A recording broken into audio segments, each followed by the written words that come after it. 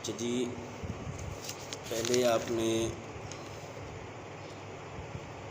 فعل کی 3 قسمیں پڑھی تھی. فعل کی کتنی قسمیں پڑھی تھی؟ 3. ماضی، مضارع، امر.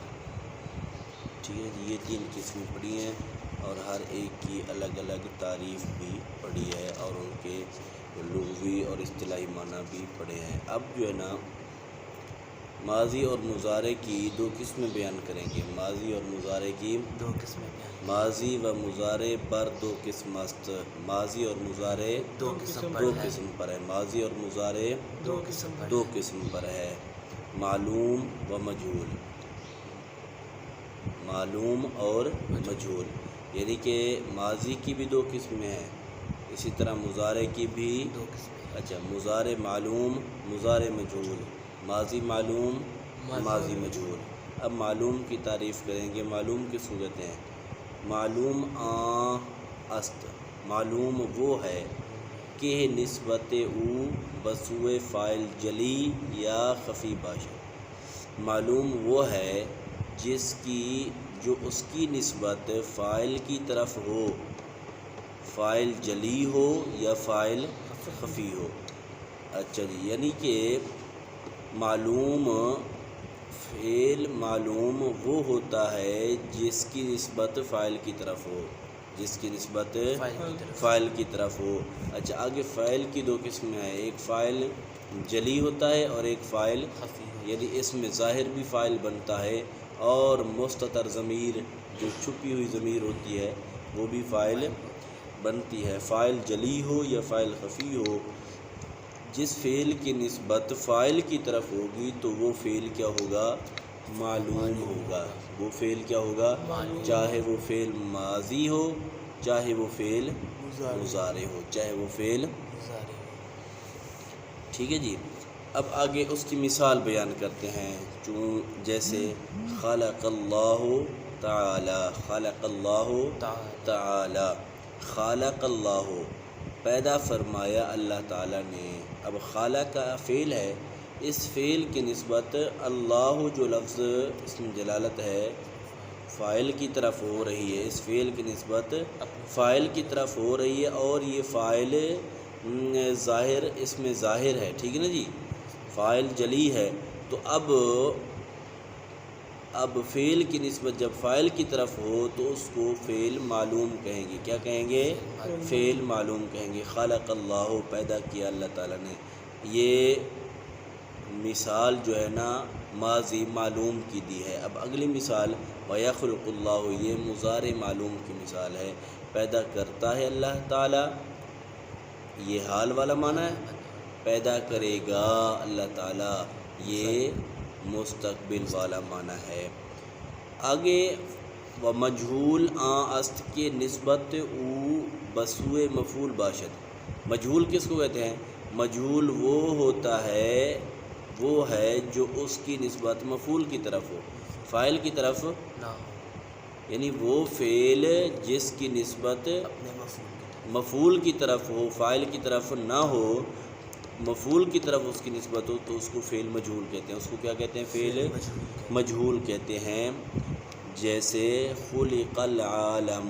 خلق پیدا کیا گیا جہان. پیدا کیا گیا جہان پیدا کیا گیا. تو یہ جہان العالم یہ خالق کا مفعول تھا، خالق کا تھا جی. اس کا فاعل اللہ ہے. اللہ تعالیٰ نے پیدا فرمایا جہان کو. ٹھیک ہے جی. تو گویا کہ فعل جو خلقہ ہے اس کی نسبت مفعول کی طرف ہو رہی ہے، العالم کی طرف ہو رہی ہے جو اس کا مفعول تھا.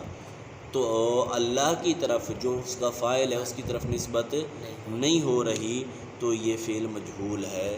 پیدا کیا گیا جہان، یہ فعل ماضی مجہول کی مثال ہے. اسی طرح وَيُخْلَقُ، اور پیدا کیا جاتا ہے یا کیا جائے گا، یہ فعل مجہول مضارع مجہول کی مثال ہے. یہ کس کی مثال ہے؟ مضارع مجہول کی. کہتے ہیں اگر در اول ماضی و مضارع حرف نفی نیاید آن را مثبت گوید. کہتے ہیں اگر ماضی کے شروع میں اور مضارع کے شروع میں کوئی حرف نفی نہ آئے تو وہ ماضی مثبت کہلائے گی، وہ مضارع مثبت کہلائے گا۔ یعنی کہ اگر ماضی کے شروع میں کوئی حرف نفی نہ ہو تو وہ ماضی مثبت ہوگی، مضارع کے شروع میں کوئی حرف نفی نہ ہو، جیسے ما ہے، لا ہے، لم ہے، یہ حرف نفی ہے نا، تو اگر مضارع کے شروع میں حرف نفی نہ ہو تو وہ مضارع بھی مثبت ہوگا۔ جیسے خالقہ، یہ ماضی معلوم کی مثال ہے، اس کے شروع میں حرف نفی ہے نہیں ہے۔ اسی طرح یخلق، یہ مضارع معلوم کی مثال ہے، اس سے پہلے بھی کوئی حرف نفی، گویا کہ اب پہلے دو قسمیں ماضی اور مضارع کی دو قسمیں، ماضی معلوم، ماضی مجہول، مضارع معلوم، مضارع مجہول۔ اب مثبت منفی کے اعتبار سے دو قسمیں کر رہے ہیں، ماضی معلوم مثبت، ماضی معلوم مضارع معلوم منفی آئے گا نا مثبت کے ساتھ، ٹھیک ہے نا جی۔ اچھا کہتے ہیں اگر حرف نفی نہ ہو نا شروع میں تو مثبت ہوگا، ورنہ منفی۔ منفی کیا مطلب؟ اور اگر حرف نفی ہوگا، منفی ٹھیک ہے نا جی، ورنہ منفی ہوگا، جیسے ما خلقہ، نہیں پیدا کیا اللہ تعالیٰ نے، ما یخلق، ما یخلق، نہیں پیدا کرتا اللہ تعالیٰ، نہیں پیدا کرے گا، ٹھیک ہے نا جی۔ تو اب یہاں پر دیکھیں خالقہ اور یخلق کے اندر حرف نفی نہیں ہے، یہ مثبت ہیں، اور ما خلقہ، ما یخلق کے اندر حرف نفی ما موجود ہے تو یہ منفی ہے۔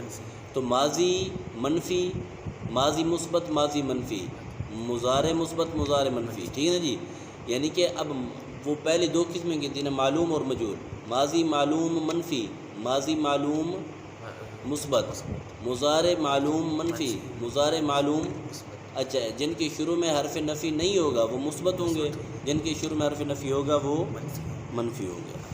اچھا جی، کہتے ہیں اگر فعل بر فاعل ختم شود، اگر فعل فاعل پر پورا ہو جائے، اگر فعل فاعل پر پورا، کیا مطلب ہے؟ یعنی فعل اور فاعل، فعل کا فاعل کے ساتھ اپنا تعلق پورا ہو جائے، یعنی فعل اور فاعل آپس میں ملیں تو پورا جملہ بن جائے، آگے کسی چیز کی ضرورت نہ ہو، وآرا فعل لازم گویند، اور اس کو فعل لازم کہیں گے، اور اس کو کیا کہیں گے؟ فعل لازم، فعل لازم کہیں گے۔ اب گویا کہ اور دو قسمیں بیان کر رہے ہیں، کہتے ہیں اگر فعل اکیلے فاعل کے ساتھ پورا ہو جائے، مفعول کی ضرورت نہ ہو، تو اس کو فعل لازم کہیں گے، کیا کہیں گے اس کو؟ فعل لازم، فعل لازم کہیں گے۔ اور اگر فاعل کے ساتھ ساتھ مفعول کو بھی چاہتا ہو تو اس کو پھر فعل متعدی کہیں گے، کیا کہیں گے؟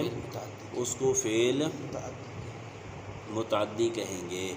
اچھا جی، اگر فعل فاعل پر ختم ہو جائے اس کو فعل لازم کہیں گے، تو اس کی مثال جیسے ذہب زیدن، ذہب زیدن، ذہب زیدن، کیا معنی ہے؟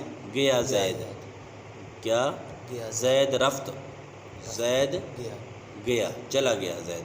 تو اب یہاں پر دیکھیں ذہب زیدن، ذہب فعل ہے، زیدن اس کا فاعل ہے، تو یہ فعل اپنے فاعل پر پورا ہو رہا ہے، جانے والے کا معلوم علم ہو رہا ہے کہ جانے والا ہے زید، زید گیا، ٹھیک ہے نا جی۔